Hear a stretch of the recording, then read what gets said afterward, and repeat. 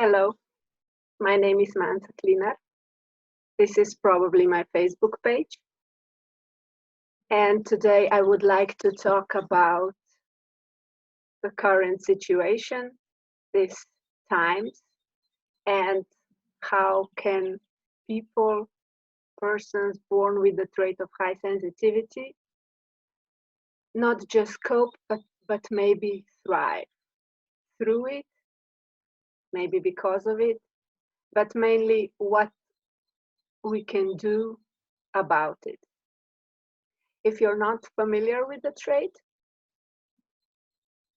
it is an innate normal trait, and according to the research, approximately 20% of people, of population, is born with it. It's not a disorder, but it's a normal personality trait. So why I am talking about it? I'm a whole person life coach for highly sensitive women. I educate about high sensitivity, mainly in my country, Slovenia, in my language. But I do have a two-language website, and I also post in English and in Slovenian language. So I decided to record something in English language as well. So why is this trait important? And why are people, persons, highly sensitive persons, more impacted by this situation? I see the trait of high sensitivity as a lens through which highly sensitive people experience everything. It starts with an early age, and from what we experienced in our childhood, we then live our lives, basically. Everyone, but for highly sensitive persons, it's especially hard if we haven't got the help, attunement, and support we needed. If you're not familiar with high sensitivity, the research name is sensory processing sensitivity, and it's a trait with 4 characteristics, which all have to be present to create or to be this trait in a person. And even if you are not highly sensitive, you might hang out here and you might discover an idea for yourself, because we are all sensitive to a certain degree, right? So 4 characteristics are depth of processing, sensitivity to subtleties, stronger emotional reactions, and higher empathy. And the result of all of those is being more easily overstimulated, over-aroused, and overwhelmed if the arousal is not calmed down.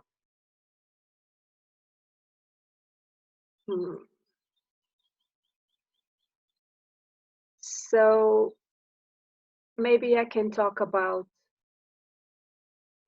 say a few words about each of those characteristics. Basically, high sensitivity means highly finely tuned nervous system, highly sensitive nervous system. And the fundamental characteristic is depth of processing.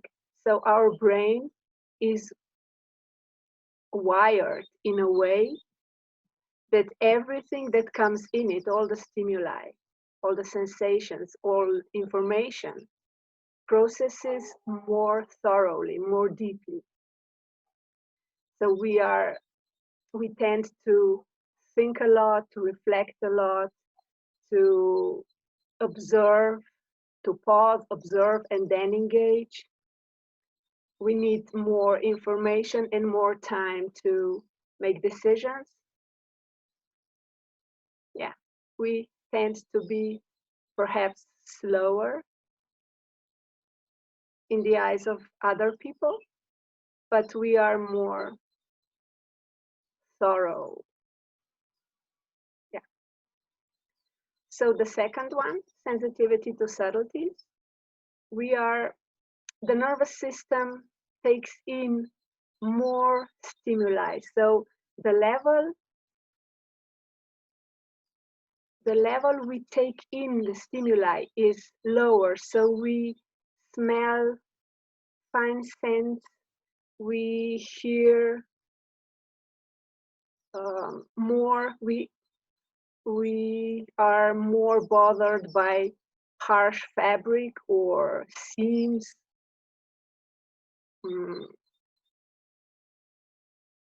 sensitive to pain. We notice slight changes. And so if this stimuli that comes into our senses and then to our brain is stronger or more intense, it echoes louder in our system.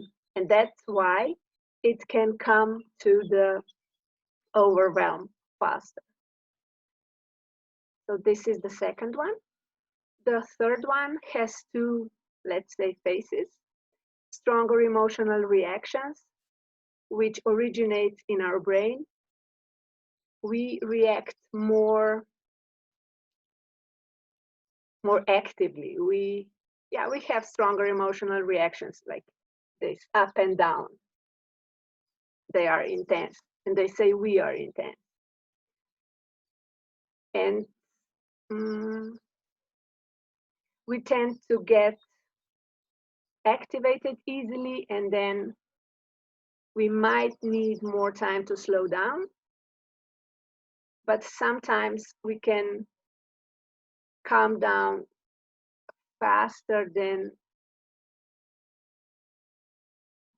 we would given the intensity. So with the stronger or higher empathy, it's also due to our brain. Our mirror neurons are more active, and they can activate only by observing someone. So we can feel what they feel or know what they think just by observing them. So all of those can create a state of overwhelm or over-arousal or overstimulation. That's the first stage. If we do not take care of ourselves and calm our nervous system and filtrate the stimuli, that kind of things, if we don't give our nervous system a break. So regular pauses, alone time, quiet, nature, enough sleep, those kind of things. So given the description I just gave you, you can see why this period of time might be especially trying for highly sensitive people. So what we experience change, which is hard to deal with for highly sensitive people. We experience uncertainty. We experience loss. If we are at home, the whole family at home, we might work from home, homeschool our children. Both partners work from home. All of a sudden there's crowd in the room, we are all together in a room. It's a lot of stimuli, a lot of stress. It's a change, it's a stressful change.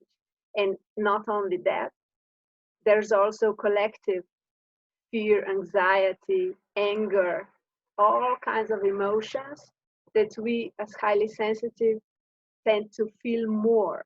We are more susceptible to all of this because we are sensitive to subtleties. We pick up on the body cues, on subtleties. So there might also be restrictions, probably, quarantine. For those of us who live alone, that there might be loneliness, lack of physical contact. We are social creatures, so that might be also high stress for some people. Then fear of losing our health, of losing our loved ones, or even grief because of loss that already happened. From all of these various issues stem out, personal issues, family issues, relationship issues. We might also face pay cuts, or even we may even lose our job, or we are insecure and we wait, will we be jobless or not? So it's a lot of things during this time. But I would like to point out that we have power. We have a choice how we are going to see the situation, how we are going to be, and what we are going to do. For some of us, this time might also be an opportunity to cut down the things that don't support us and enhance and bring into our lives more of what supports us. Because if we are lucky enough, we can see that the whole world stopped on the outside. And we needed to turn within. It all changed from the world stage to small self, family, or individuals. This gives us an opportunity to examine ourselves, to examine our lives, to stop, to pause, to orient to ourselves, our life, our environment, our relationships, everything that we have, everything that we might desire, and everything that we might not need or want. Because I see this as a maybe intermediate stage where we can shed from what we don't need, what we don't want anymore, and keep what we do want, what supports us, and what we hold dear. And with this, build the foundations to the next chapter, for the next chapter. And so, what to do to prepare ourselves to cope short-term activities and to thrive long-term activities. Short-term, keep with the basics. Enough sleep, taking short, regular breaks, alone time, quiet, given the circumstances. It's better to take 10 times 1 minute or half a minute, go to the bathroom or somewhere where we could be alone in quiet. Give our nervous system a break to calm down, to relax, and then proceed with whatever we were doing. It's better this than saying, oh, I cannot find the time. I'll do it tomorrow. No, it has to be done today. And I think there's always a way.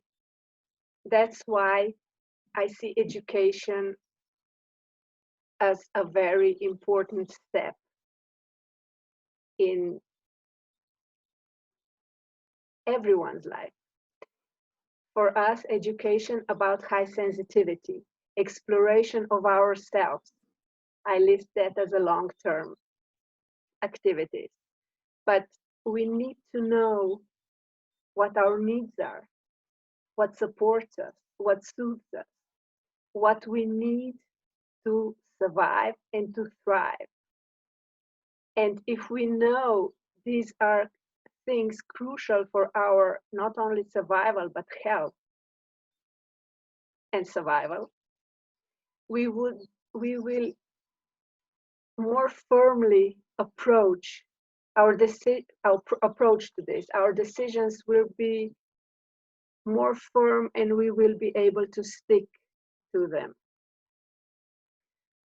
So pauses, alone time, giving our nervous system a break. And because we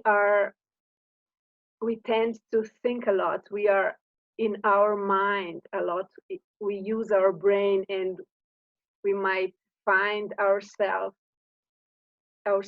in the thought loops, especially now. What will the future bring? Fear, anxiety, all of these uncertainties, all of this might keep us stuck in our brain.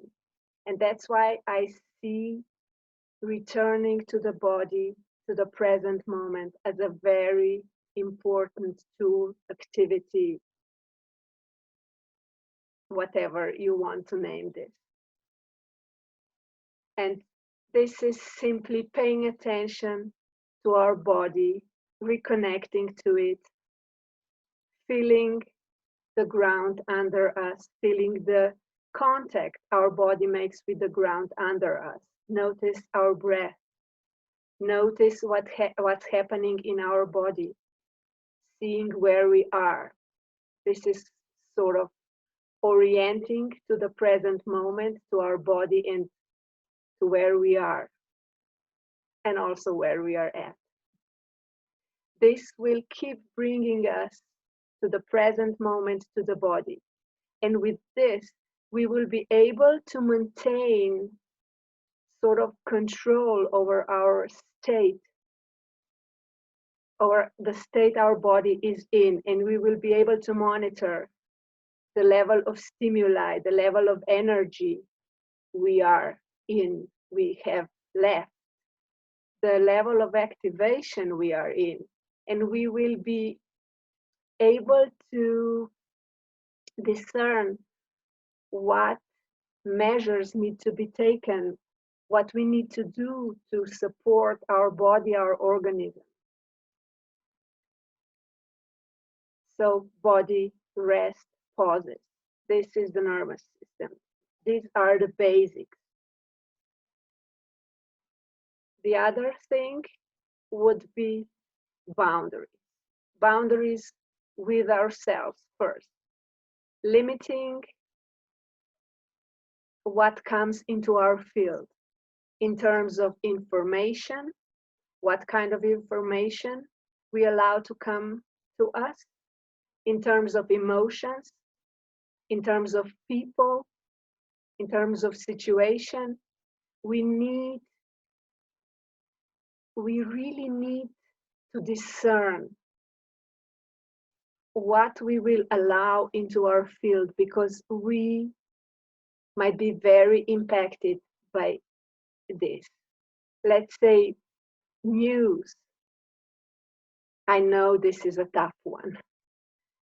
Relevant, accurate information that we absolutely need to stay safe, to stay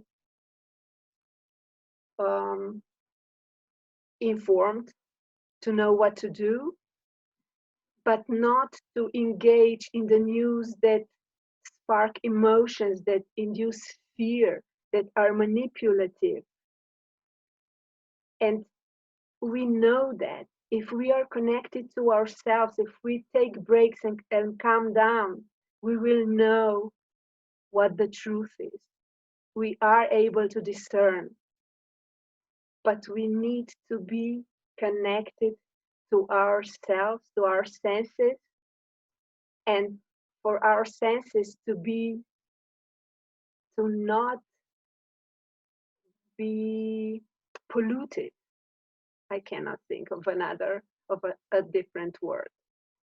You probably noticed that English is not my first language, so bear with me. In terms of emotions, what kind of conversations we have, what kind of people we interact with, we hang out with, for how long,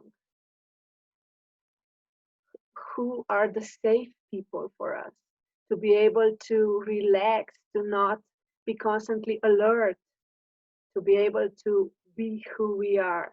This, for us, highly sensitive, is very difficult because we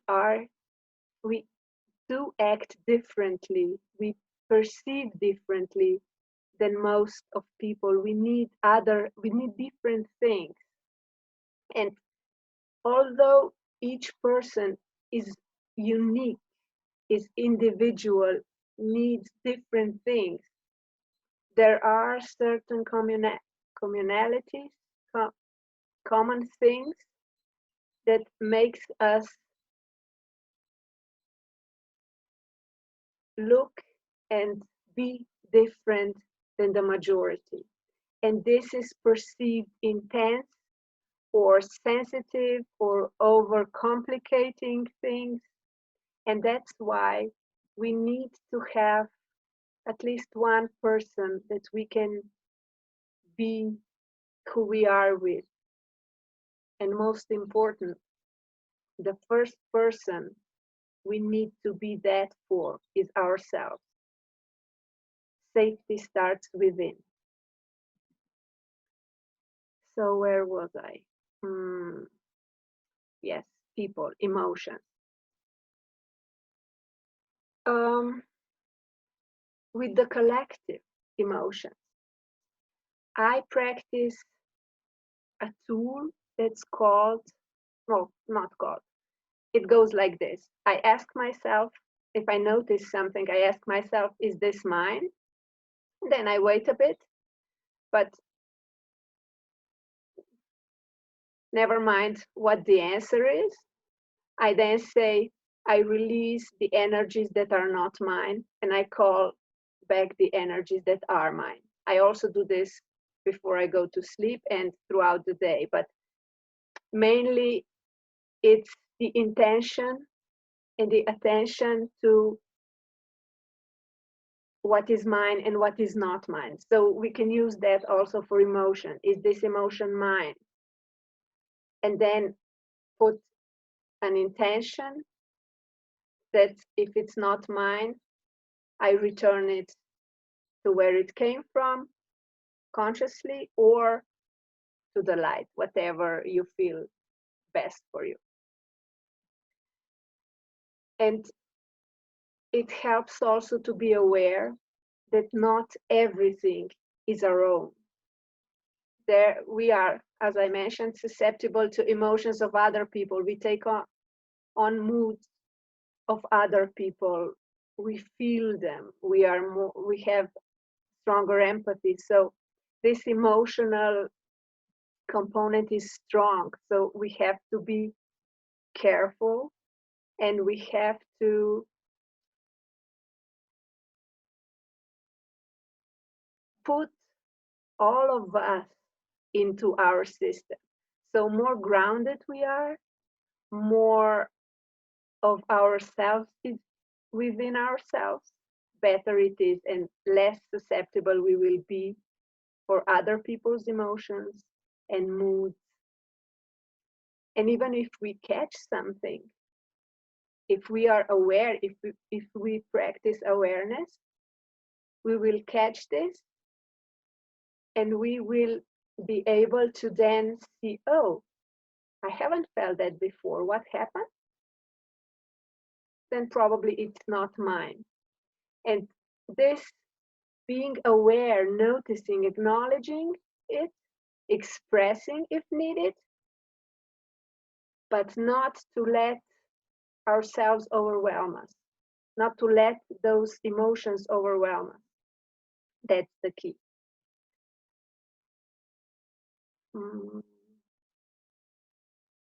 Maybe I can also mention the family systems if the whole family is at home. Let's try and find a compromise, some solution that is good for everyone.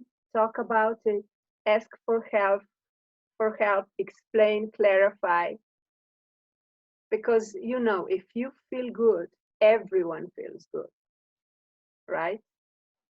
So it is worth it. And for everything I mentioned, it's worth it to ask for help if you need it, to ask for whatever you need, and to give yourself whatever you need. And the most important thing also is one of the most important things is also to have self-compassion. Each of us is doing the best he or she can. So have self-compassion, take care of yourself, and provide the best possible treatment for you during this time. And now maybe some practical tools for the D component, the characteristic depth of processing, to air our brain, to give ourselves some focus. Breathing through the nose is very good. Either alternately, each nostril at a different time, I think, or simultaneously. Even just breathing through the nose helps us clear the mind. And when being with the mind, I also wanted to mention that our mind creates our thoughts. Our thoughts are based on what we have experienced in the past. So nothing new can be created when we engage in thought. Our mind has also one mission: to keep us alive, to keep us safe. So evolutionary role of the mind was to caution us from everything unfamiliar, new, everything that was not familiar to us, because that might mean our death. If we go out of the cage, zebra-toothed tiger will get us. So when engaging in the thinking process, especially in this time, we might want to be aware of this. Our mind is an amazing instrument, but we have to pay attention to it. We have to have an eye on it, to, how do you say? Pay attention to it. That will do. So for the sensitivity to subtleties, the best option is to reduce the stimuli that comes into our body, to limit the time, to limit the quantity. I forgot to mention that, okay, I'll mention this with overstimulation. So limiting the stimuli. With the emotional component, we can do various things. One that I found, I don't remember her name, but she's a life coach, Kelsey something. She called this a pretzel. So we have thumbs up, we make fists, and then we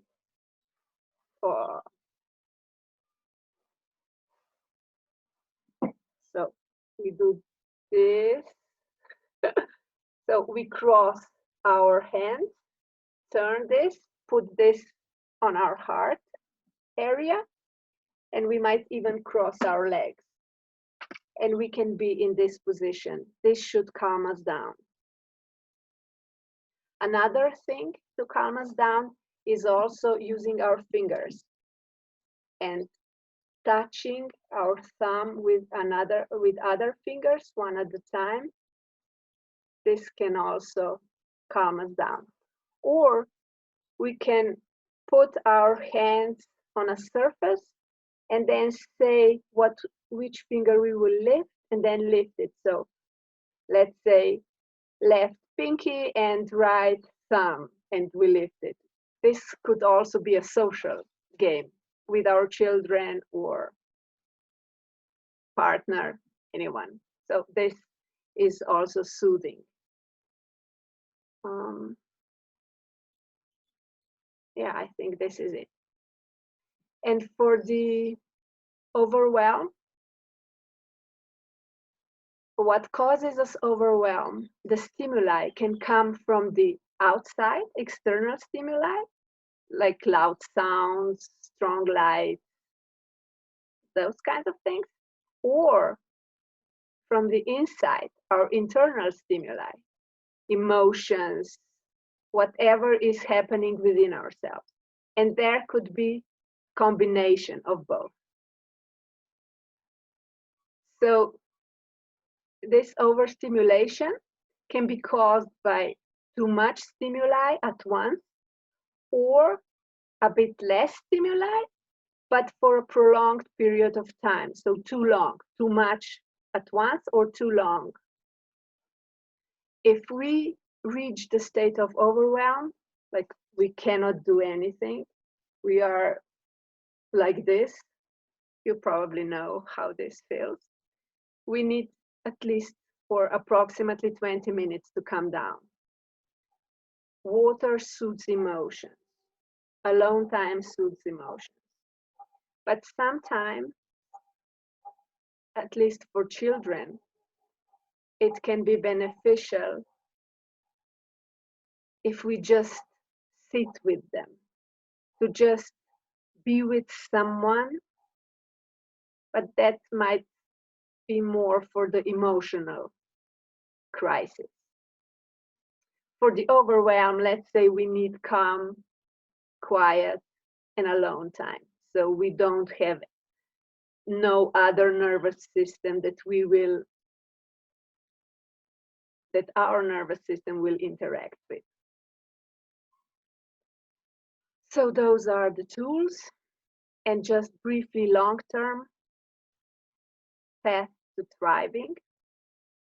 You can do this alone with a trusted friend or with a professional, but it's very good to do this. So you explore yourself, your life, and build foundations for a life that honors you and your traits and supports you. So explore your needs, what suits you, what calms you down, what supports you, who supports you, what have worked for you in the past, what works for you now. So those I call the basics.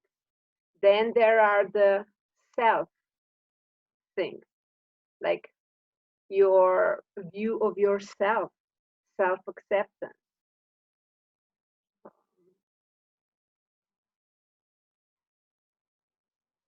I forgot that the other. Well, what your values are, what's important for you, what you want. Who are you, your authenticity. And the third category is others, to explore your life, your current life, your relationships, what in your life supports you, what doesn't. all those things that can give you information on how your life is, what works, what doesn't work, what you want, what you don't want. So you can build your future, your next stage on this information and create a framework, a life that supports you and that works for you, that honors you and help you thrive. Yeah, so that's it. I hope you find it useful. If not, sorry for that. Thank you for your time. Thank you for watching this, watching me. And until next time, take good care and stay healthy and safe. Bye-bye.